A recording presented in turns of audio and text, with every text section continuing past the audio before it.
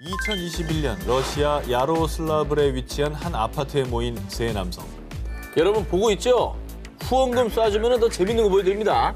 많이 주면 다음엔 냉장고를 박살내볼게요. 이들은 문짝과 냉장고를 부수는 등 집안을 난장판으로 만드는 모습을 너튜브와 텔레그비에 생중계했고요. 후원금을 유도하며 과격한 범행을 이어갔습니다. 더 기가 막힌 건 이들이 난장판으로 만든 집은 자신들의 집도 아닌 타인의 집. 그것도 가해자 중 한 명인 바딤과 교제 중인 나탈리아의 집이었습니다. 가택 침입의 기물 파손 아닙니까? 그렇죠. 후원금이 뭐라고 여친의 집을 쑥대밭으로 만든 건데요. 그런데 이건 빙산의 일각에 불과합니다. 그렇겠지. 이들이 생중계한 건 앞서 보신 난동 영상이 다가 아니었습니다. 주동자 바딤은 정말 악랄하게도 두 친구와 모의해 나탈리아에게 약물을 투여 그녀가 의식을 잃자 집단 성폭행한 뒤 쓰레기장에 유기. 심지어 이들은 끔찍한 범행을 저지르면서도 아무런 죄책감 없이 고작 후원금 때문에 이 과정을 생중계했고요. 이후 그녀의 아파트에서 난동을 부리는 후안무치한 태도를 보였습니다. 돈에 눈이 완전 멀어버렸네. 아 근데 저걸 보면서 경찰에 신고한 사람이 없었어 하는 거예요? 막아줄 사람이 없고 다 후원금을 쐈다는 거예요? 그 후원금을 쏜 사람도 문제가 있는 거 아닌가? 신고를 해야지. 사건 발생 후 경찰은 조사를 시작. 저희가 예전에 소개했던 후원금 때문에 여자친구를 성폭행하고 베란다에 방치해서 사망케 했던 러시아의 스트리머 사건을 포함해 일명 쓰레기 스트리밍 논란이 끊임없이 지속되자 러시아 내에서 후원금 때문에 범죄를 저지르는 스트리머들을 처벌하라라는 강력한 제재를 요구하는 목소리가 높아졌고요. 이에 러시아 당국은 후원금 명목으로 범행을 저지르는 스트리머들을 처벌하고 쓰레기 스트리밍 콘텐츠를 금지하는 법안을 도입했습니다. 이번엔 올해 겨울 전 세계적으로 공분을 산 피해자의 모습부터 보여드립니다. 마음의 준비를 하십시오. 不能， 지금 무슨 我 상황이죠? 给你拿个衣服穿上吧。 목이 묶여있죠, 쇠사슬에. 能不能？ 아 지금 뭐 묶어진 거예요? 목이 묶여있는 거예요, 문어. 개처럼. 아 근데 구조하신 분이 저거를 고발 영상을 찍으신 거네요. 예. 사람을 어떻게 사슬로 저렇게 묶고 지금 의사소통도 잘 안 되는 되죠. 것 같은데 겁에 질려있죠. 이게 지금 무슨 상황인지 모르겠네요. 자, 올해 1월이었습니다. 중국 장쑤성 쉬저우의 한 마을을 찾은 블로거에 의해 드러난 충격적인 광경입니다. 그곳에는 의사소통도 제대로 안 되는 한 여성이 도저히 사람이 살 수 없는 더러운 곳에서 마치 가축처럼 쇠사슬에 묶여 있었습니다. 我这样说话，你能不能听懂？不，我跟你说话能。 자, 그런데 그녀를 쇠사슬로 묶어놓은 것은 놀랍게도 그녀의 남편인 둥 씨였습니다. 심지어 남편 둥 씨는 자신과 아이들은 바로 옆에 있는 멀쩡한 집에서 생활했지만 아내는 돼지우리만도 못한 곳에서 노예처럼 부리며 금수만도 못한 대우를 받고 있었습니다. 이 정말 자기 애를 낳은 자기 부인을 정말 도대체 왜 그런 걸까요? 아니 좀 너무 심한 말이 나올까 봐 지금 발언을 조심하게 되네요. 부인을 떠나서 사람한테 어떻게 저래? 자, 두 사람의 관계는 시작부터 정상적이지 않았습니다. 양 씨로 알려진 이 여성은 세 차례 납치 및 인신매매를 당한 범죄 피해자였습니다. 자, 그러다가 1998년부터 둥 씨 부자에게 팔려와 무려 8명의 자녀를 강제로 출산, 폭력과 학대를 견디다 못해 급기야 조현병을 앓게 됐습니다. 남편이란 작자에 의해 쇠사슬에 묶여 감금당하는 처지가 된 건데요. 뿐만 아니라 남편 둥 씨는 자신의 범행을 대수롭지 않게 여겼는데요. 너무 상식 바뀌네요 진짜. 그러니까 인신매매를 저지른 범죄자가 이런 말을 한다는 게 그리고 본인의 자식을 8명이나 낳아준 고마운 사람이고 내가 챙겨야 될 사람인데 이건 그러면 안 되는 거 아닙니까? 평생을 훔쳐간 거죠, 저 사람의 평생을. 또 저 자식들은 저런 엄마를 보면서 어떤 생각을 하고 자랐을까? 이 같은 범죄자의 뻔뻔한 태도에 사람들은 대분노. 그런데 사람들이 분노한 이유는 또 있었습니다. 조사 결과 인신매매 같은 건 없었습니다. 다시 조사를 해보니 인신매매가 맞았습니다. 엄중 처벌하겠습니다. 사건 발생 초창기인 1월 말에서 2월 초, 당시 정부가 겨울 세계 스포츠 대회를 앞두고 중국 내에서 인신매매 사건이 이슈가 되자 대외적인 이미지 때문에 정보를 통제하고 사건 은폐를 시도했다는 의혹이 제기됐는데요. 아이고. 하지만 이미 전 세계에서 대대적으로 보도가 된 데다가 심지어 중국 내에서도 논란이 되자 2월 10일 뒤늦게 공안은 양 씨의 인신매매 사실이 없었다는 기존의 발표를 번복했습니다. 그리고 양 씨의 인생을 짓밟은 브로커들과 남편 둥 씨를 인신매매 및 불법 구금 혐의로 체포. 학대를 방치한 공무원 10여 명을 징계했고요. 아이고. 지난 3월엔 인신매매 처벌 강화 및 전쟁을 선포하며 부랴부랴 뒷수습에 나섰습니다. 그리고 처벌할 생각을 해야지. 이게 알려질 게 두려워서 이미지 때문에 이거 덮으려고 했다는 게 이게 괘씸한 거죠.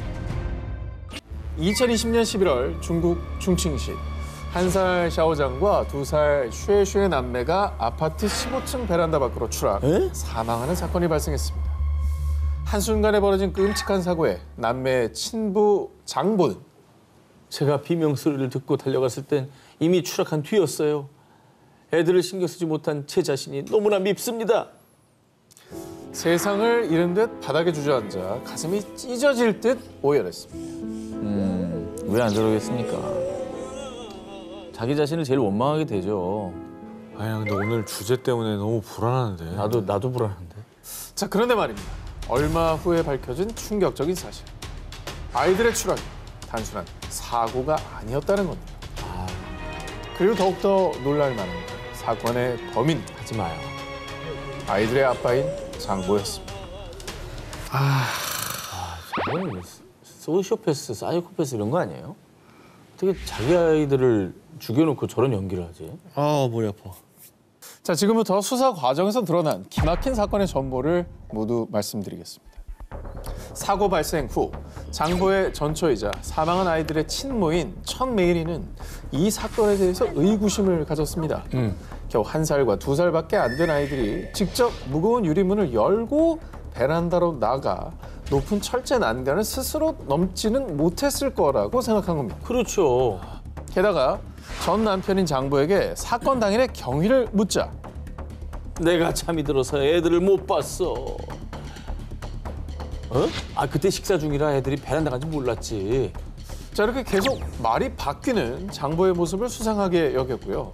그리고 결정적으로 在视频中他特别的痛苦，撞墙啊，怎么样的？我觉得他就是在演戏，就是他对孩子根本就没感情。 행동에 일관성이 없었구나. 그렇습니다. 평소 아이들에게 관심이 없었던 사람이 땅바닥에 주저앉아 오열하는 저 모습이 가장 의심스럽다고 합니다. 자, 그렇게 친모 천씨 신고로 재수사에 돌입한 결과 어린 남매의 추락사는 단순 사고가 아닌 친부에 의한 고의적인 살인 사건으로 밝혀졌던 건데요. 왜 이렇게 이상한 놈들이 많지 오늘 진짜. 근데 오열하던 모습이 너무 역겹네요.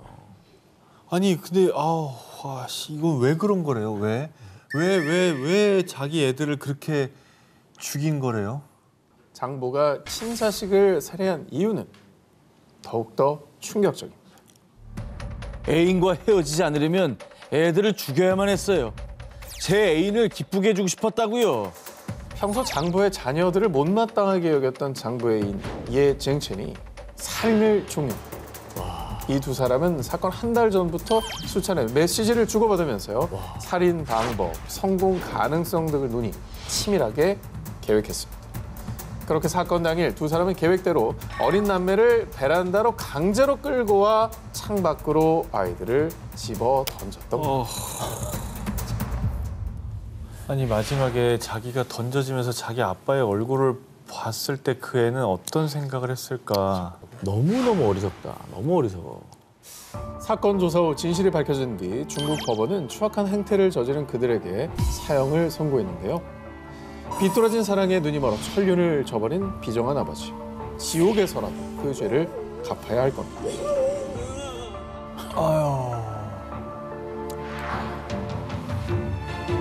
정말 끔찍하죠.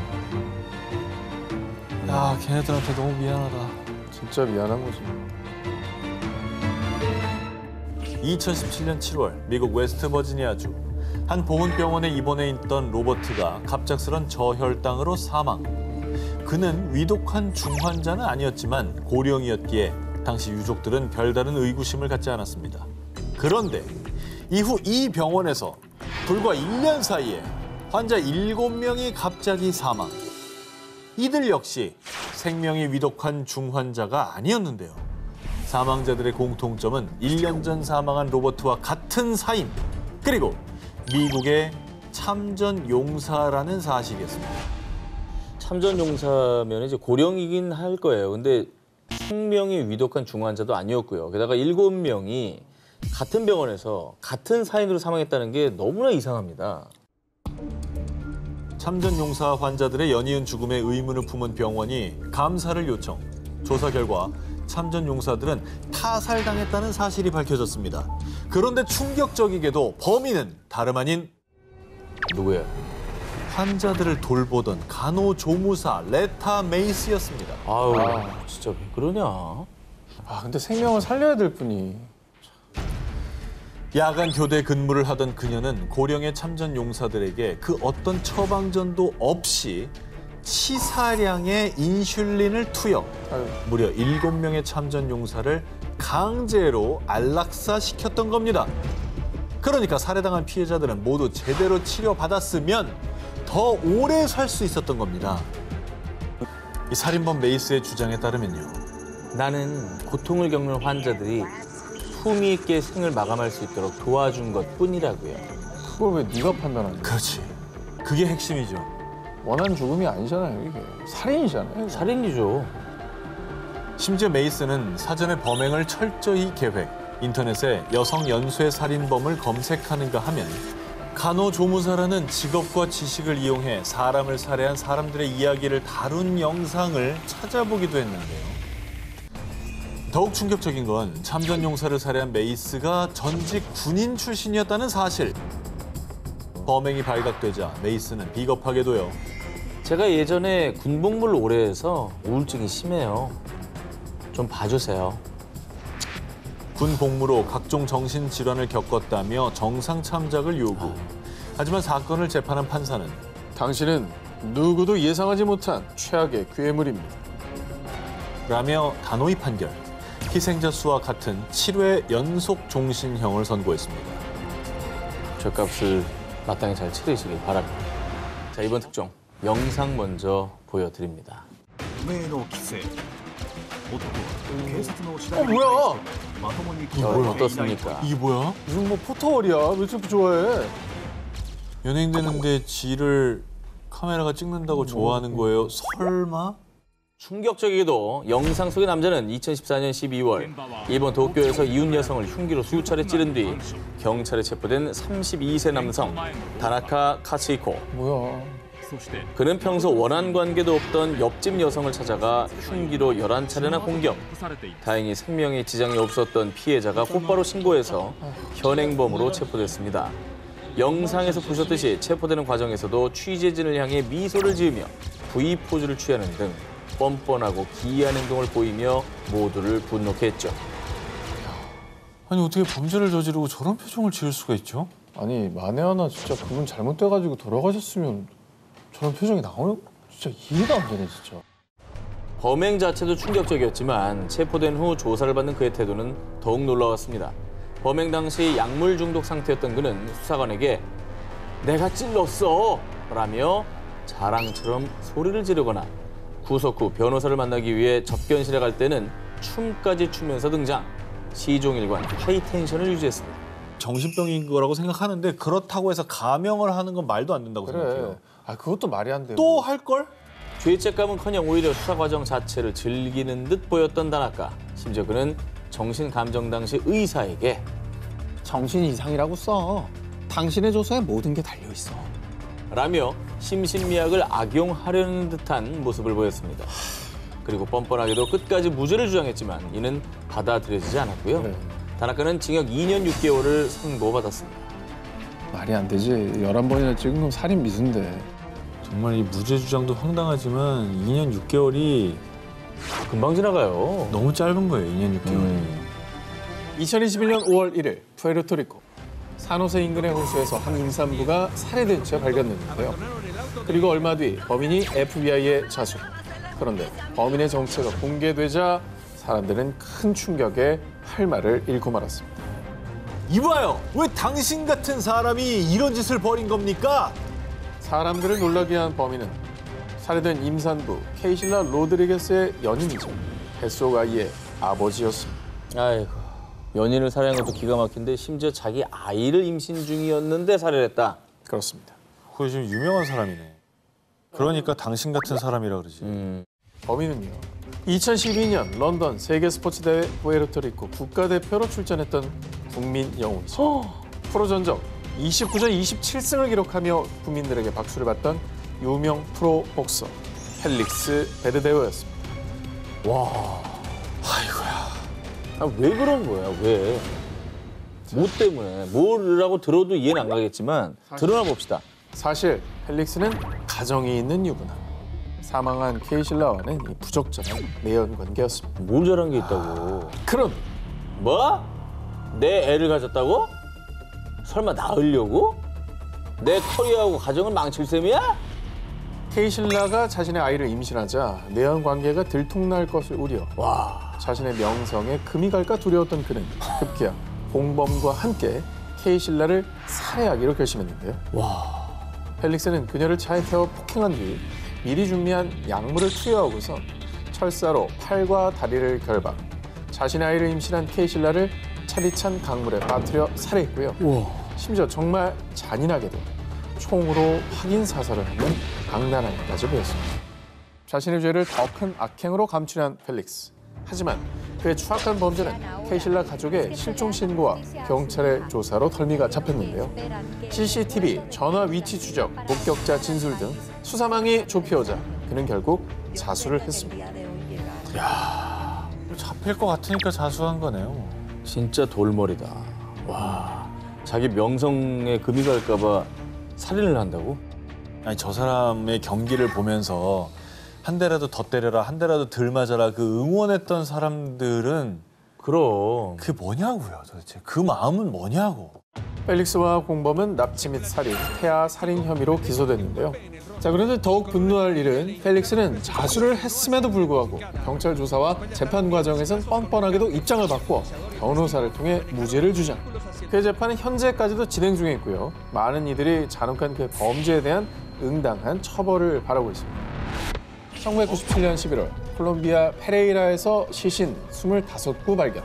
1998년 2월 콜롬비아 제누아에서 시신 2구 발견.